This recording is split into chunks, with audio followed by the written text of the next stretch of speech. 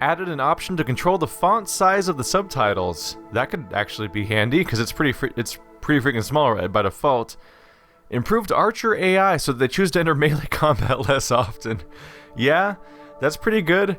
I've been waiting like 115 episodes for that kind of change to happen, because my archers have just been charging into the melee all the time and dying, and I'm like, why are you there? What have you done? Let's see, what else do we have here? Added party storage to the Undercroft and Skyhold.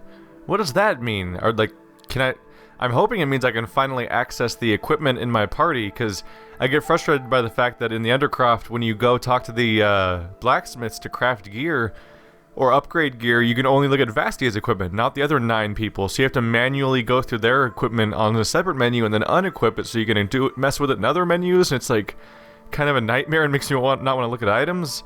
Fixed an exploit where certain abilities could be used multiple times before the cooldown was started. Oh, there goes the glitch where you can play as Sarah, for example, and do 2 back-to-back long shots before the cooldown starts from the first one. That was fun to do for a few episodes. Looks like that's going to be gone now. So this is the storage in the Undercroft? Oh shit.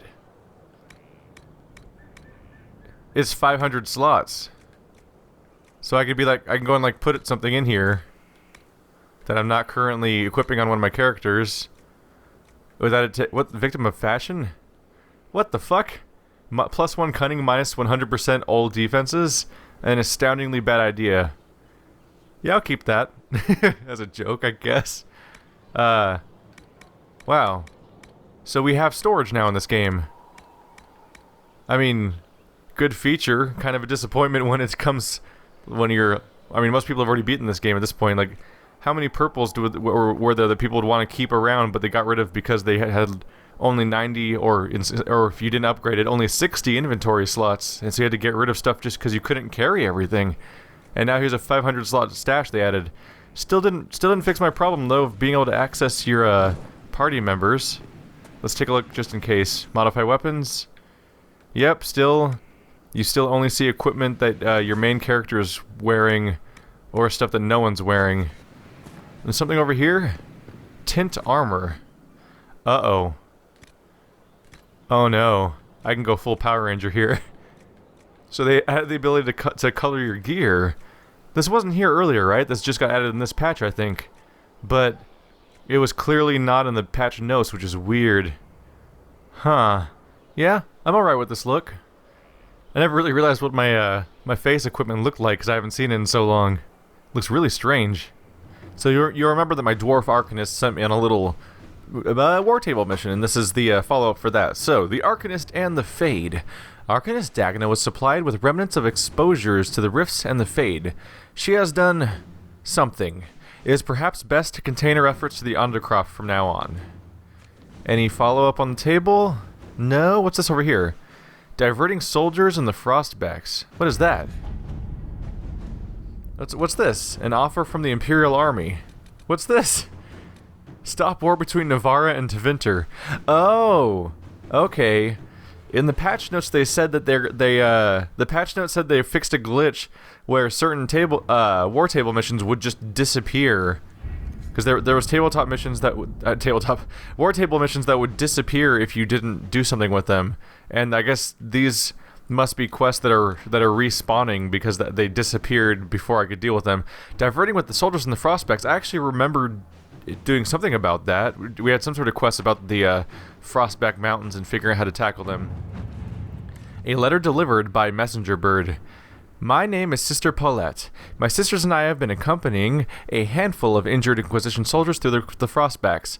As they are no longer able to fight for the Inquisition, they wish to return to their families in Ferelden. These are strange times, and many seek the solace or forgiveness of loved ones. Unfortunately, that peace may never come. A band of Avar, refusing to see reason, have pinned us down. We have taken refuge in a camp and are holding them off as best we can, but I do not know how long we can last. I understand this bird is trained to return to Skyhold. I pray it is so. We need aid. A note in Cullen's hand follows. Soldiers dispatched from Skyhold itself will not reach them in time. We should have men near the location We sent a party to pursue a group of Red Templars we suspect of moving captured civilians to one of their Red Lyrium mines. A swift word must reach the party, allowing them to go to the Sisters' aid. However, we would likely lose the Templars' trail. Oh, well, there we go. See, when I was this far in the message, I was like, oh, well, they're under attack? We'll send in soldiers, no big deal. Colon, go get them, is what I thought. And here's a big explanation for why Colon's probably a bad idea. Because not only can we not reach them in time from here, which is a little surprising to me, because I feel like Skyhold and the Frostback Mountains are actually relatively close to each other. But, apparently, let's see. But on top of that, they're currently pursuing Templars that also are harming innocents right now. So if we divert from there, then we're just taking away a resource that's supposed to be helping someone there. So I wonder, we'll see what he says. No one wants to make this call, but if the Red Templars escape, more people will be harmed. Our soldiers would understand. Oh, so Colon, when you go to Colon, he doesn't even send them after him. He actually makes the call to just abandon them. Josephine, these soldiers are still our allies. They've done their part. We cannot abandon them. Oh my god. This is a really tough decision. So, do you come to the aid of people who have been injured, helping you, or do you save civilians? Although part of me wants to say that not only do these people already fight for my cause and were injured in the part and they deserve to be saved, these Templars are only suspected of moving captured civilians to one of the Red Lyrium mines. Like we like Red Templars are Red Templars and we're fighting them all the time, but we are trying to defeat their entire force, which would hopefully free everyone involved, but I guess not. Even if we kill Corypheus, Red Templars are still Red Templars and will still exist if they're still alive. So, but yeah, it's I don't know. I don't know. This is tough. I think I'm gonna side with I'm gonna side with saving our soldiers, because at least we know where they are. They're just trying to track Templars, and we don't necessarily know where they are, or whether they're even for certain capturing civilians, or where those civilians might be. And we could potentially fail at both instead of winning at one. And it seems really broken to abandon your own people when they're in need. Granted, you could stretch the definition of my people to all sorts of things, but I'm gonna go with the Josephine method of let's try to save our people. Let's try to save our soldiers when they're in need. At your service. They're making this hard. Well, there's only a handful of things here, so I'm gonna come back later to deal with the other ones. Just do them every now and then. So we're gonna go to Empress de Leon in a second, but I think I can open up another door at the desert, so I'm gonna take care of that real quick. Alright, we're back in the Shard Temple once again, because it's time to open up the next fire door. This will be the second one we open. I believe there's 3, and the next one should be the last one. I assume we're gonna need the number of shards that are in Empress de Leon in order to open that. It's sort of a logical progression there. Hey everybody, how's it going? Ow. Ow. Rude. So Walking Fortress is represented by a castle icon. So I'm kind of wanting to look at my character screen now. I'm looking at my buffs. There it is, it's right there. I have it right now. And it's gone. So just like that, I just sit there and wail on people for a few seconds, and Walking Fortress just happens all on its own, and I become invincible for a few seconds. That's pretty strong, especially since I can activate it myself too, based on its own separate cooldown. You got, guys, the AoE in the area is location based. You just have to walk off of it. Solus, all you have to do is not stand on it and you're fine. God damn it. Oh well. So we get enhanced immolate ring, duration for immolate. I don't really have fire users so much though, and essences I can use to craft. Alrighty then. Wow, we still have a persistent fire damage thing coming out of this area? I'll just let them have it. We have infinite potions, and even if we run out of potions somehow because of all the damage they're taking, we're about to leave anyway, so who gives a crap? So, the question is, how many shards does the next door require? We'll find out in a moment when I interact with it. I'm just here grabbing the gold they're giving me. It's weird that it says explore the fire chamber instead of like open the next door or something. Maybe I have to click on the next door to find out the cost. Let's see. Yep. Unlock the final door, 18 shards. So we need 13 shards, so I'm guessing that Impriest de Leon has exactly 13 shards in it. Or maybe that final door is going to require some shards of its own. Liberate Impriest de Leon. My dearest Josephine, the hills of Impriest de Leon are in peril. A maidservant recently returned from visiting an uncle in Sarnira, in really these names. Sarnia. A maidservant recently returned from visiting an uncle in Sarnia, spoke of gruff, helmeted men about the village's quarry, and the appearance of strange red crystals in the fields close by.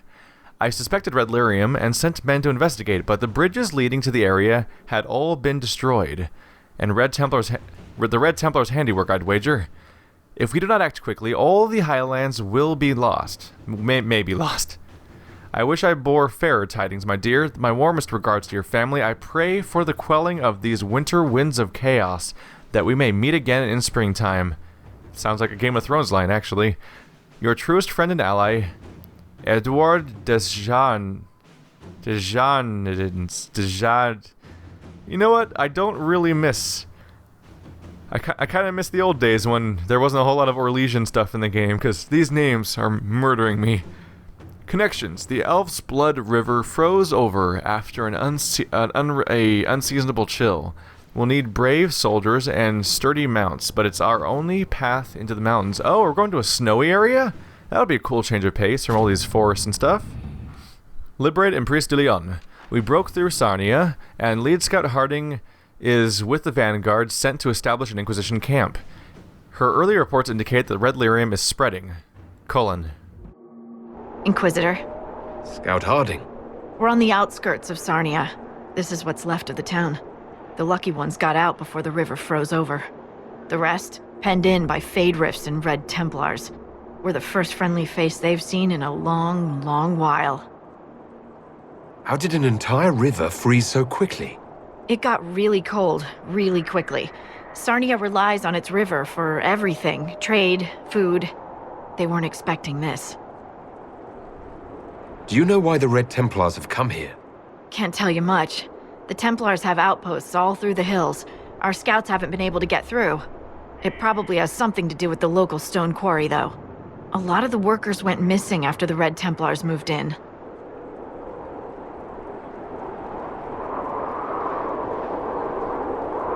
I should look in on the townsfolk. See what they can tell me.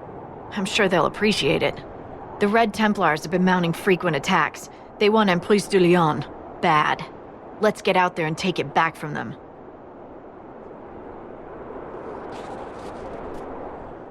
Oh, neato. I heard someone say Impriest de Leon, and sounds like I was pretty close on my pronunciation, which is the first time that'll ever happen.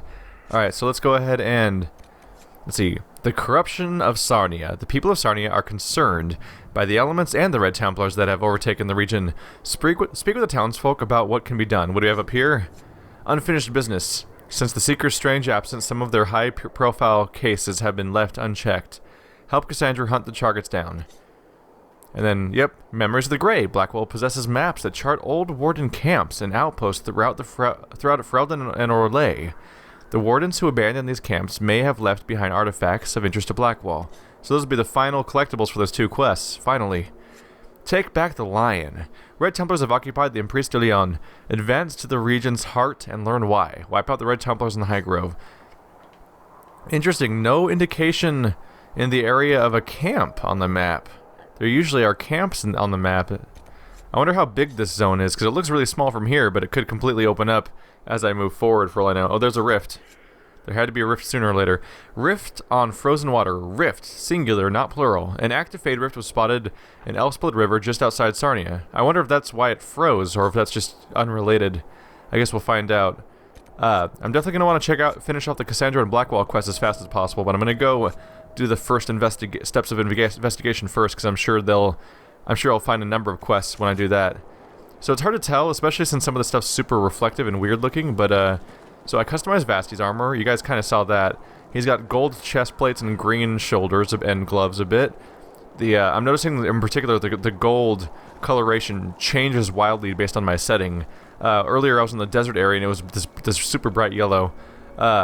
Solus most notably has blue sleeves and collar now instead of being vaguely tan and white pants. Vivian has this reflective blue coat and sort of like a silver tassel. And Sarah looks especially roguelike, but I also wanted her costume to look coupled together because of her origins and her history of just sort of living in the alleys and making things work and everything. So she's got the chest plate and boots are this vaguely metallic leathery color. So is most of the skirt, but her stockings are yellow plaid because I wanted the color to kind of work, but I wanted to mostly look out of place because I liked the idea of her having a costume that doesn't quite fit together. The gold and green costume of Vasti is largely inspired by his the shield we have for him right now. I figured if the shield and armor are both custom crafted for him, they might as well have somewhat a similar color scheme. So I applied the same gold and green color scheme roughly that the shield had, although not quite. So this will be our final requisition interaction, I think. What is it? This may be worthwhile. I really wish I said this before probably, but I really wish that they would have just go ahead and just give her unique dialogue. Like, they're gonna add requisitions to every region, and they're all like they made the point to make sure every requisition is somehow related to the story of the area and the setting and things and the location. Why not have her talk to me about why it's useful instead of just me having to go to a description for it? Heavy coats. Inquisition forces are ill-equipped for the mountain. The quartermaster is requesting materials to craft additional heavy coats for their use. Reward is 1 power. So it requires 5 great bear hide and 5 everknit wool. That's actually some expensive use of hide, so I'm not super into that idea at all. Still though, final requisition. I also still need the trophy for doing like 20 requisition offers because I've mostly ignored them because 1 power is just not compelling. Marcher misconceptions. My dear Empress Celine, I agree, it is strange how some people view the Free Marches. On a map, they see its name emblazoned on the vales south of the Minanta River and assume it to be a nation just as Freldon is. They imagine a single ruler, a single army, and a common culture. But nothing could be further from the truth. Our dour, serious folk in Tantervale are not at all like the wild revelers of Wycombe, who in turn are nothing like the self-important traders of Kirkwall. We are many nations squashed under one name on a map because the truth won't fit inside the borders.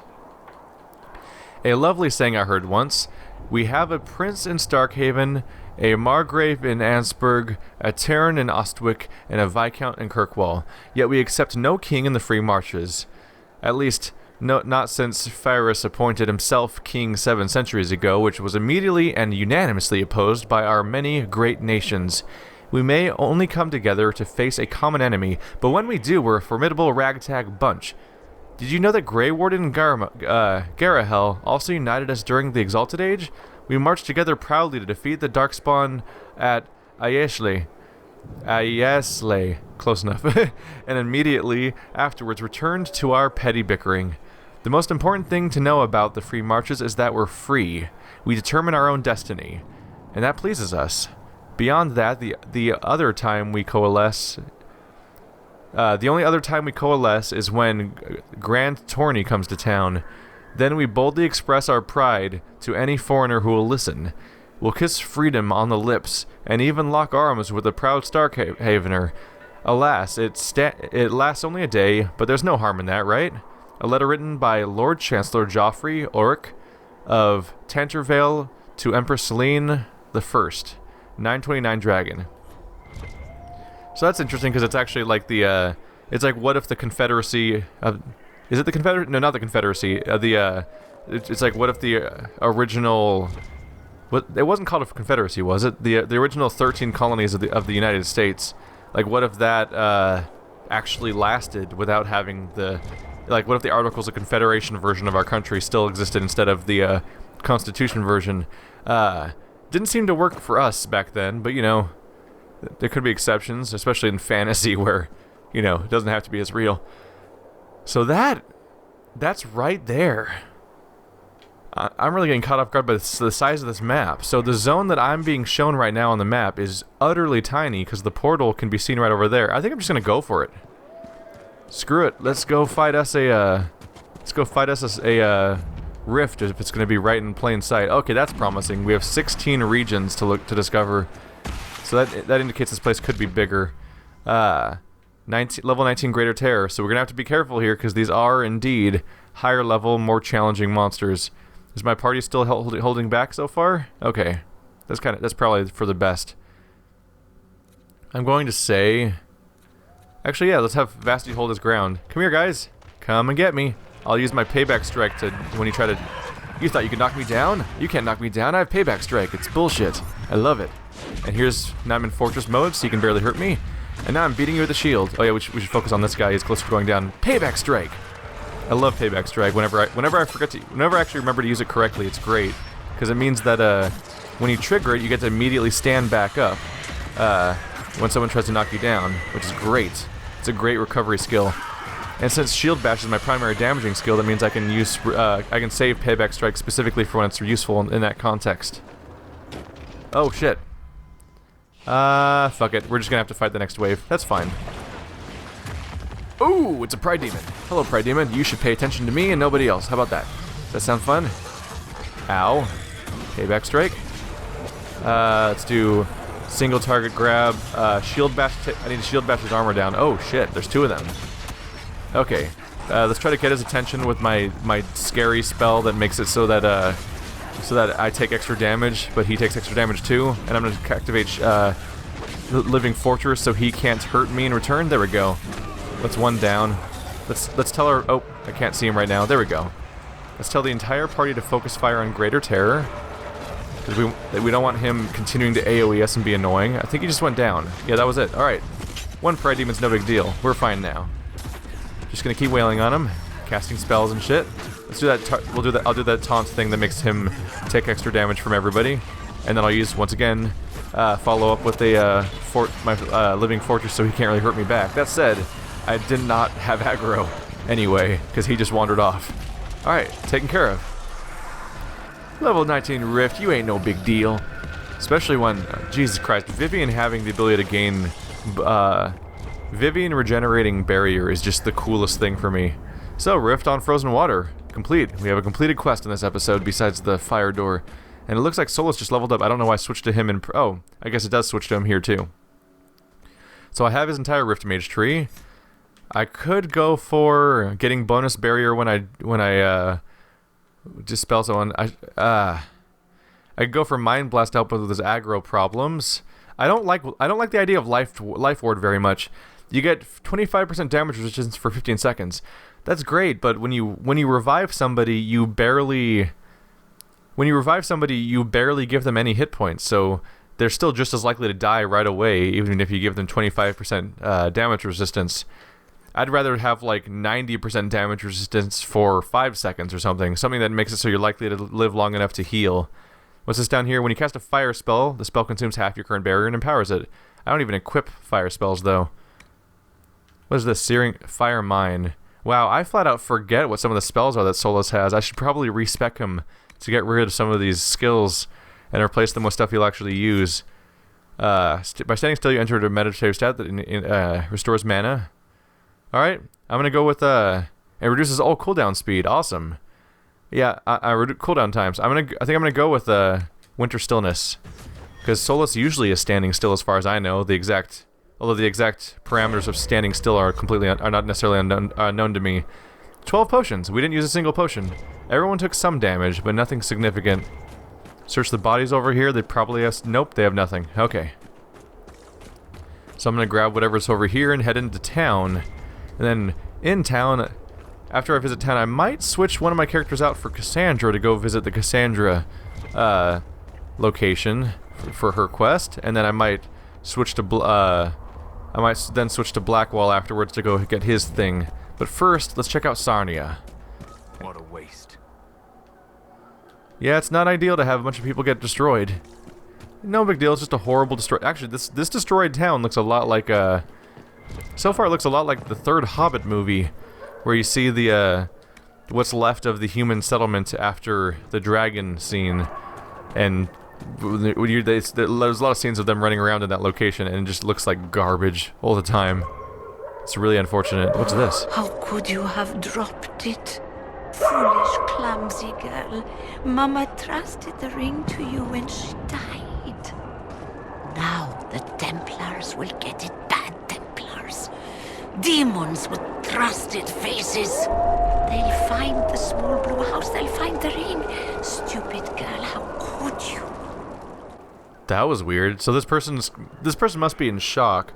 They probably lost their family or people they cared about, but they're transfixed on the idea that this one ring is misplaced of all things, because that's the only thing they can process, and they're not even asking people to help them. They're just pacing around talking about it, not really even being aware of what's going on. Scribbled note. Rianne, I have a hankering for that Dalish cheese you stocked last year. What happened to it? It's not really Dalish, is it? I asked the last Dalish hunters who came to the village to trade, and they looked at me like I'd grown a tree out of my head. Whatever it is, let me know if you get more. I would give anything for another taste. Denise. That wasn't Dalish cheese. That was crack cocaine. Congratulations. Common curses. So, lad, you're getting your sight straight in the first day's topside. So here's some advice.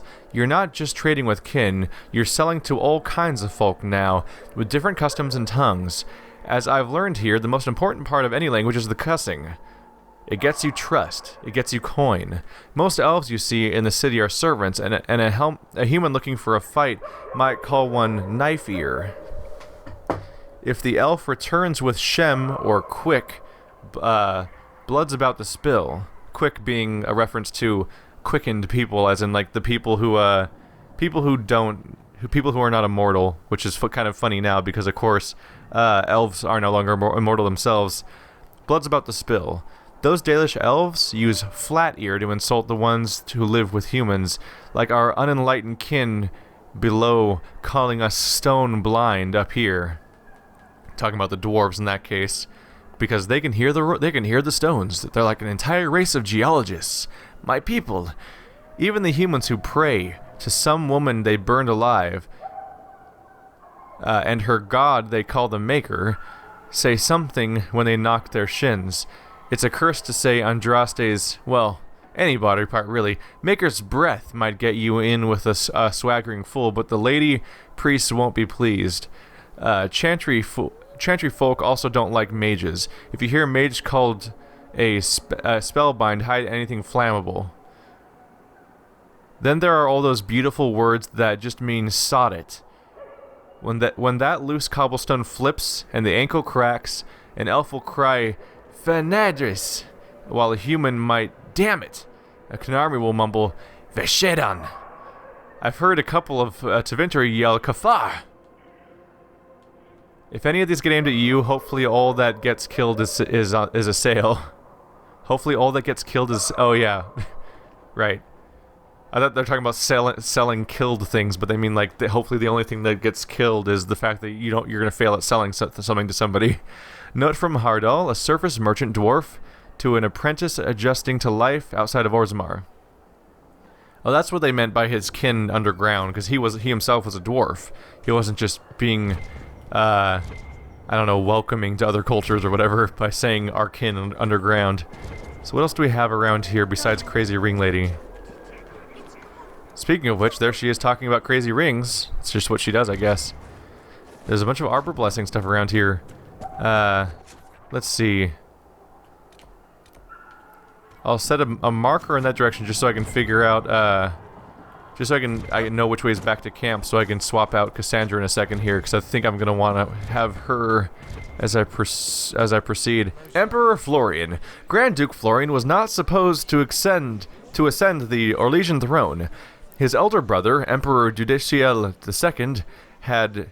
Is it Judiciel? Oh, I was pretty much right. Judiciel. I'll go with that. The second had 2 twin sons and thus very secure line.